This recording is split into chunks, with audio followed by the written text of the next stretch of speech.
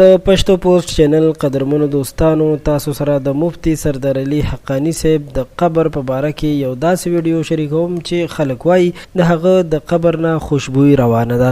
نن در سره همدغه حقیقت شریکوم. زمونږ یو څو کسان چې هلته ورغلي دي او زمونږ مسلمانان رونه دي، هغوی په خپله دغه قبر سره نږدې ولاړو او د قبر خوشبوئی محسوسه کړې ده. هغوی په خپلو خبرو کې ویل چې که دا چېرته د عطرو یا د سپری خوشبو وه نو په کار دی چې دا به ورځ دوه کې ختمه شوې وه، خو داسې وایي چې دا د ډیر وخت نه دغلته دا خوشبو محسوسیږي او د دغه خوشبو محسوسېدو نه داسې معلومیږي چې دا مبارکه خوشبو ده د قبر نه روانه ده او هغه یو نیک انسان و، ځکه الله پاک هغه ته دا درجه ورکړله. مفتی سردار علي حقانی صاحب چې د نن نه څو ورځې وړاندې په ډیر زړه لړزونکي حالت کې په مرګ باندې مړ شو، شهید شو.